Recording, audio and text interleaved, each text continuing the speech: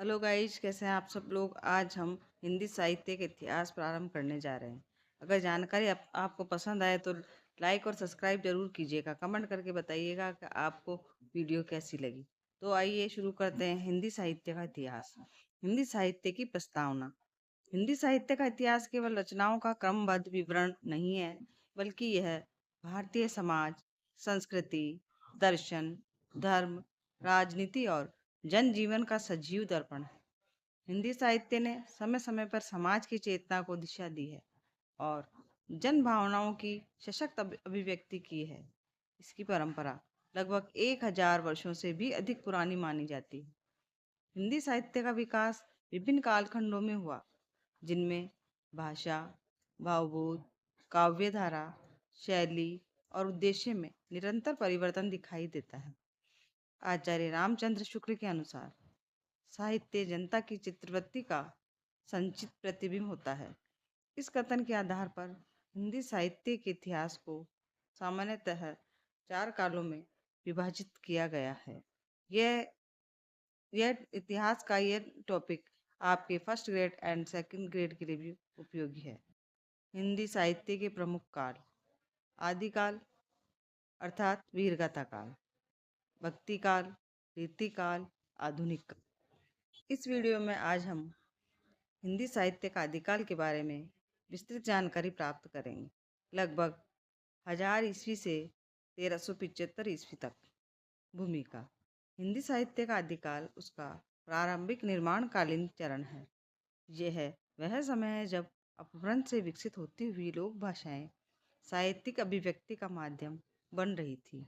इस काल का साहित्य भारतीय इतिहास की राजनीतिक उथल पुथल, युद्धों, विदेशी आक्रमणों, राजपूत वीरता और सामंती व्यवस्था से गहराई से जुड़ा हुआ है। इसलिए आदिकाल का साहित्य मुख्यतः वीरता, शौर्य, युद्ध, त्याग, प्रेम और धर्म की भावना से अनुप्रमाणित दिखाई देता है। आचार्य रामचंद्र शुक्ल ने इस काल को वीर गाथा काल कहा है, क्योंकि इसमें अधिकांश रचनाएं और राजाओं के पराक्रम का ज्ञान करती हैं। वहीं डॉक्टर हजारी प्रसाद द्विवेदी ने इसे आदिकाल नाम दिया, जो आज सबसे अधिक प्रचलित है। हाँ तो गाइज, अगर जानकारी आपको पसंद आ रही है तो लाइक और सब्सक्राइब जरूर कीजिएगा और अपने कमेंट करके बताइएगा जानकारी कैसी लगी। आदिकाल का नामकरण और सीमा निर्धारण। नामकरण। आदिकाल को विभिन्न विद्वानों ने अलग अलग नाम दिए हैं। आचार्य रामचंद्र शुक्ल ने वीरगाथा काल कहा है।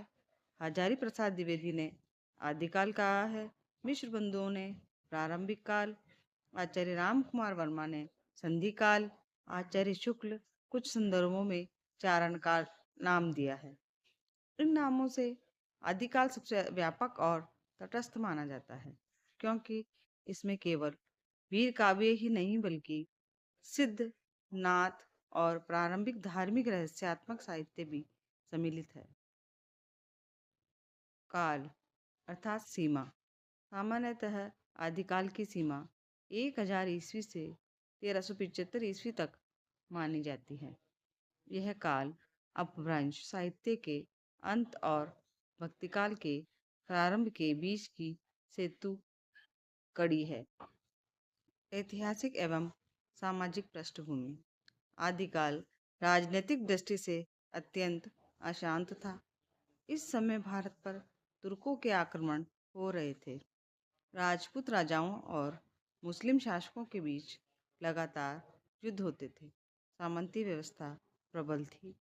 राज दरबारों में चारण और भाट कवि आश्रय पाते थे। इस अशांत वातावरण में साहित्य का प्रमुख उद्देश्य था राजाओं का यशोगान, वीरता का उत्साहवर्धन, जनता में शौर्य और आत्मसम्मान का संचार।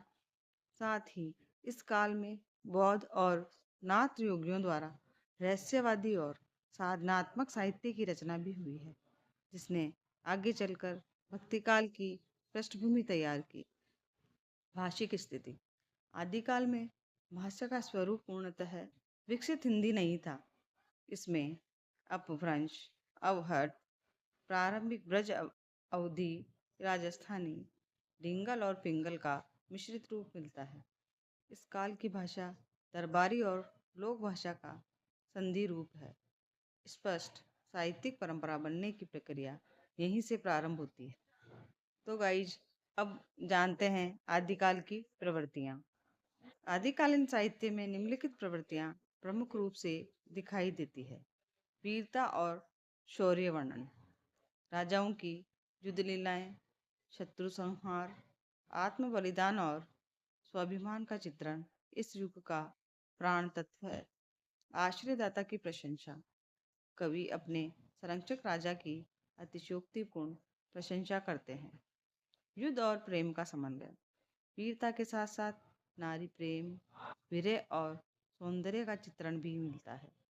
राष्ट्रीय और जातीय चेतना, विदेशी आक्रांताओं के विरुद्ध प्रतिरोध की भावना स्पष्ट दिखाई देती है। यह जानकारी संक्षिप्त है लेकिन परीक्षा के लिए बहुत उपयोगी है। तो चलते हैं धार्मिक और रहस्यात्मक तत्व जानते हैं। सिद्ध और नाथ साहित्य में आत्मसाधना, योग, शरीर तत्व और रहस्यवाद प्रमुख है। कथात्मकता, रचनाएं प्राय आख्यानात्मक हैं जिनमें घटनाओं का क्रमिक वर्णन मिलता है। आदिकाल का साहित्यिक वर्गीकरण, आदिकालीन साहित्य को मुख्यतः 3 धाराओं में बांटा जाता है। वीर गाथा काव्य, सिद्ध साहित्य, नाथ साहित्य। यह आदिकाल की सबसे प्रमुख धारा है। इसमें राजपूत वीरों के जीवन, युद्ध, प्रेम और बलिदान का वर्णन है।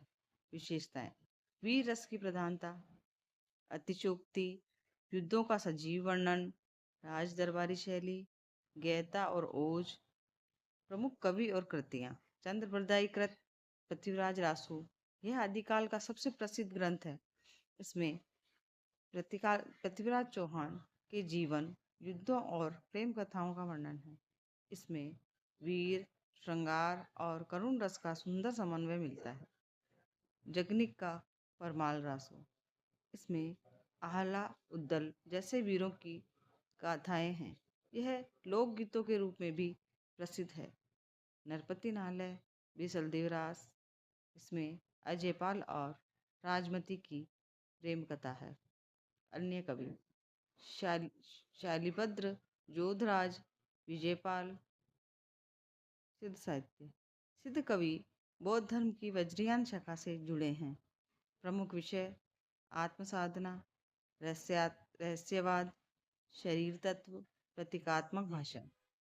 प्रमुख सिद्ध सैरपा, सबरप्पा, लुइप्पा, कर्णप्पा। इनकी रचनाओं में दोहा शैली और उलटबासी मिलती है। ये जानकारी बहुत उपयोगी है। नाथ साहित्य, नाथ योगियों ने हठयोग और गुरु शिष्य परंपरा पर आधारित साहित्य रचा। प्रमुख नाथ गोरखनाथ, मच्छंद्रनाथ, चौरंगीनाथ। विशेषताएं, योग साधना, वैराग्य, माया विरोध, सामाजिक रूढ़ियों की आलोचना। नाथ साहित्य ने भक्ति काल के निर्गुण संतों को गहराई से प्रभावित किया।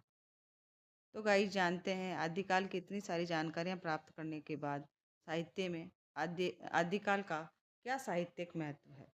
आदिकाल का महत्व अनेक दृष्टियों से अत्यंत बड़ा है। हिंदी साहित्य की आधारशिला इसी काल में रखी गई है। लोक भाषा साहित्य का प्रारंभ हुआ। वीर, भक्ति और रहस्य की परंपरा विकसित हुई। आगे आने वाले भक्ति काल की वैचारिक भूमि तैयार हुई। कथा और काव्य परंपरा का प्रारंभ हुआ। यद्यपि इस काल का साहित्य कलात्मक दृष्टि से परिपक्व नहीं था, परंतु भावात्मक और ऐतिहासिक दृष्टि से इसका महत्व असंदिग्ध है।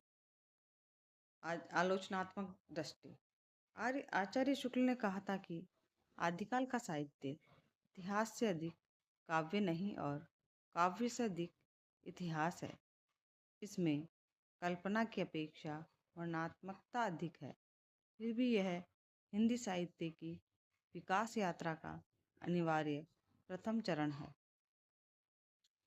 उपसंहार, आदिकाल हिंदी साहित्य की वह भोर है जिसमें भाषा, भाव और अभिव्यक्ति आकार ले रहे थे। यह काल वीरता का घोष, साधना की पुकार और लोक भाषा की प्रतिष्ठा का युग है।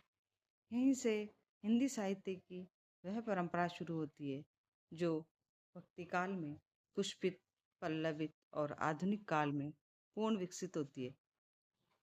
तो गाइज, जानकारी छोटी है लेकिन एग्जाम में दोहराने के लिए इसके मूल पॉइंट बहुत ही उपयोगी है। कमेंट करके बताइए आपको ये जानकारी कैसी लगी।